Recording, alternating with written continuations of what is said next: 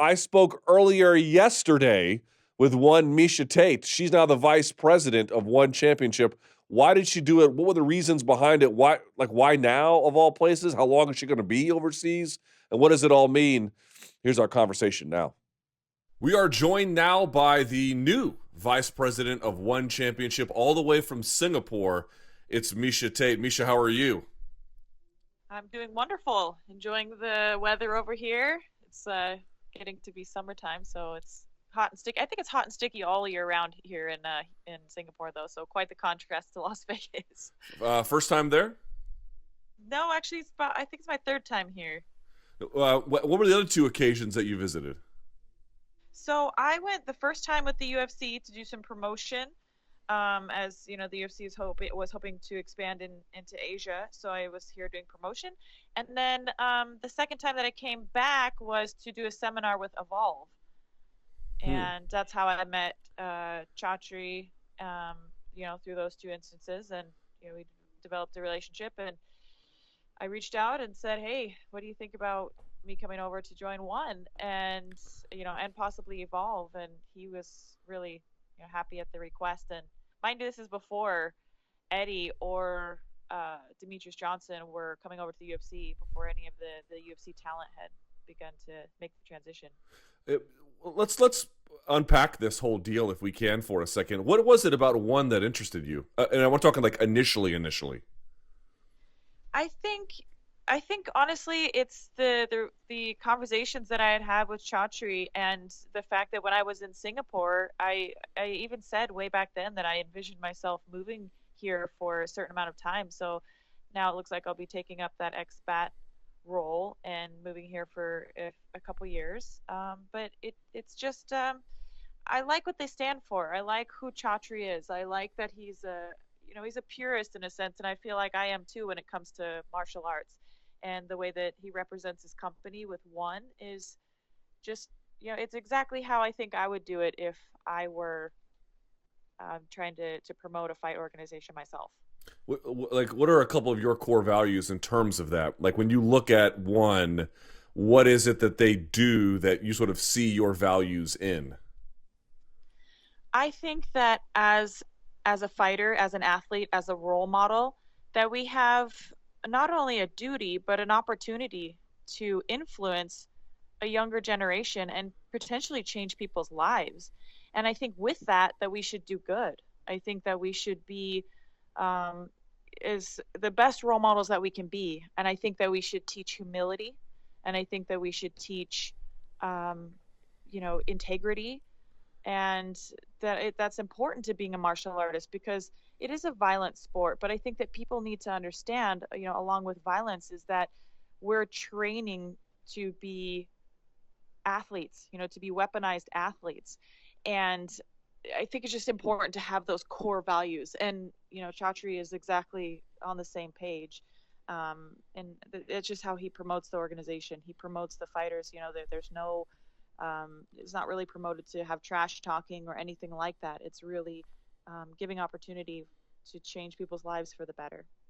Now, I certainly don't want to put words in your mouth, but so if this is incorrect, by all means, please correct me. But what's the word I'm looking for? Are you disillusioned with the state of MMA in the Western part of the world? I wouldn't, I mean, it's different. I think the promotion has gone so far one way that I don't really identify with it anymore. I love martial arts and I always will, but I prefer it to be promoted in a more true fashion.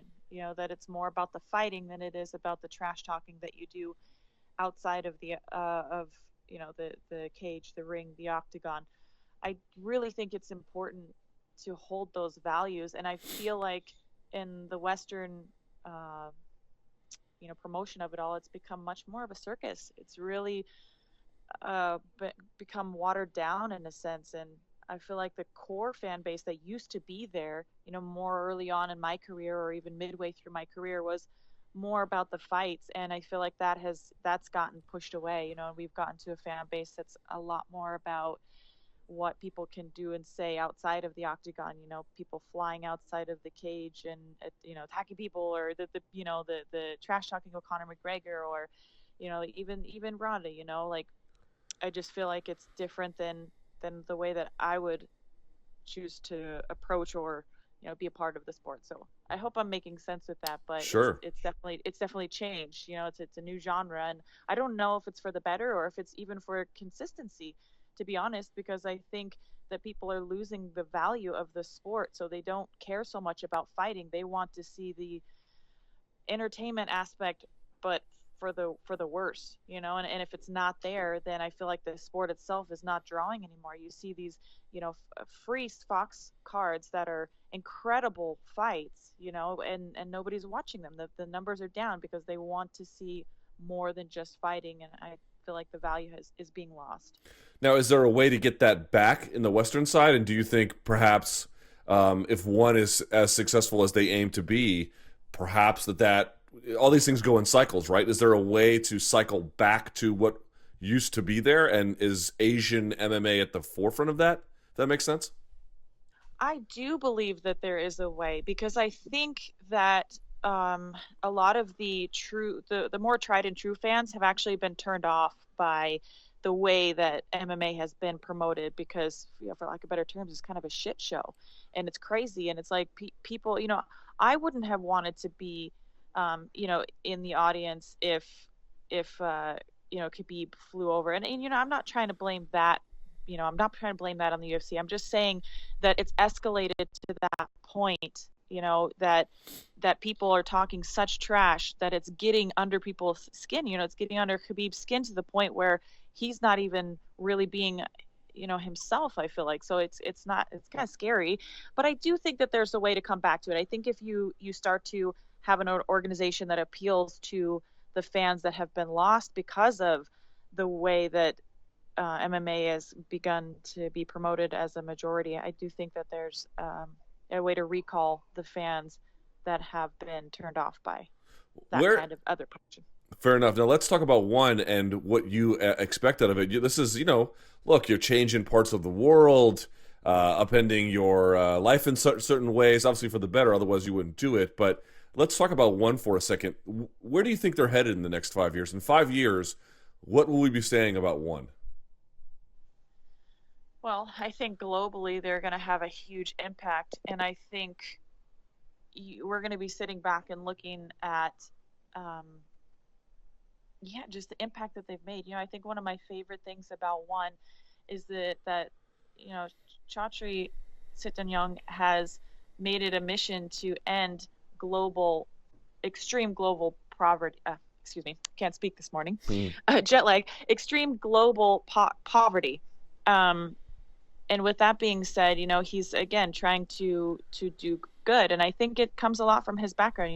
Chatri has a story. He was born a very poor boy in Thailand and grew up 18 years in Thailand, and happened to be one of those people that just wouldn't give up on his goals and dreams. And he ended up on Wall Street and was making tons and tons of money.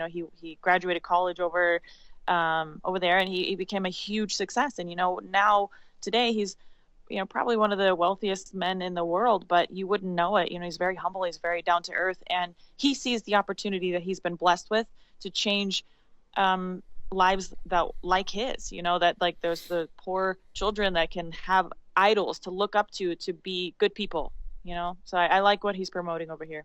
As an MMA organization, I'm sure they've discussed some of those aims, and I gather that some of that is not for public dissemination. But to the extent that there is some, like, what are they looking to do? Are they looking to compete with the UFC? Are they looking to just become a global brand in that part of the world? What is their ultimate ambition? I think the ultimate ambition is to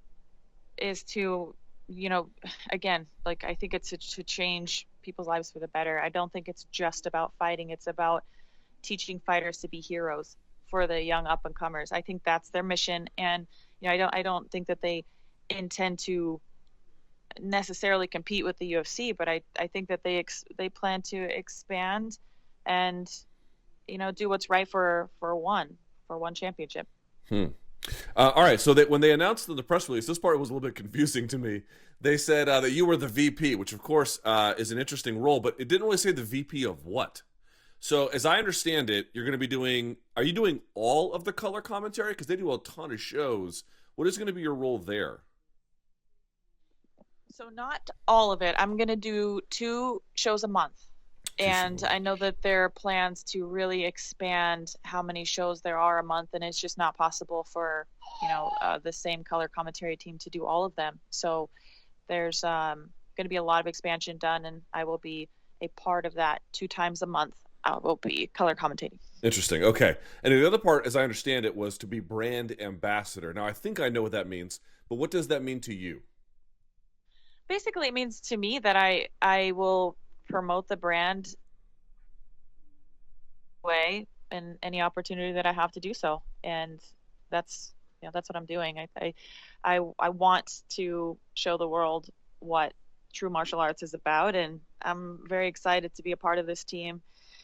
And I think it'll expand beyond that as well. I had lunch the other day with Chatri, and he said, just when you get over here, take that couple months, get adjusted, and then we have so many projects going on. I'll send you an email list, and you tell me which ones you want to be a part of. And I think immediately I'm gravitating towards the charity work. I think that would be really awesome for me to be able to be hands-on in that aspect.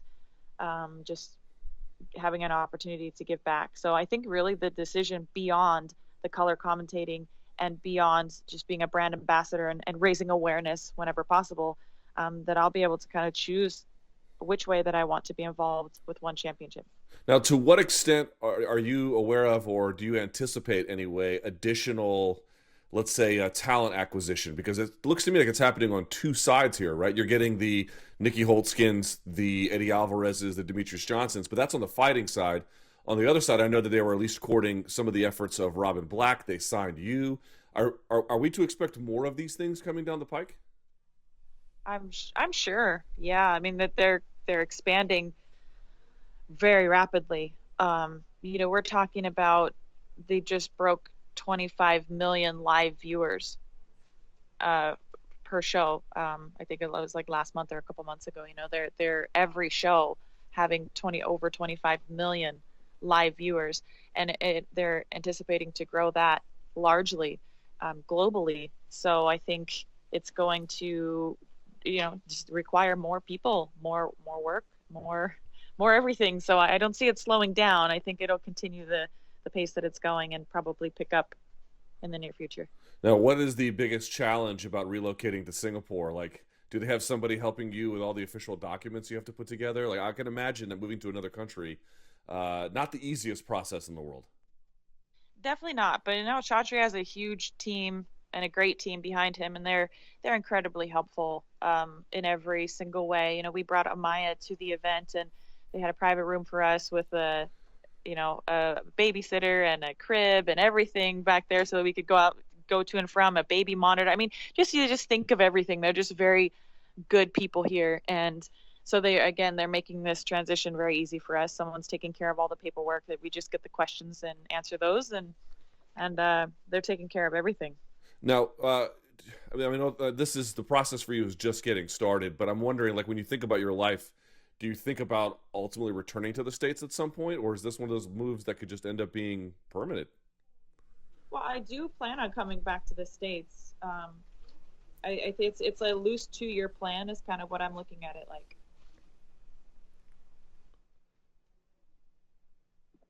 Can you hear me? Yes, I can.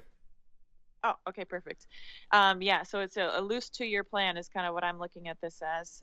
So I don't know exactly, but that's what I have my sights set on for the moment. And someone asked me this. I actually didn't know the answer, which is why this conversation is helpful.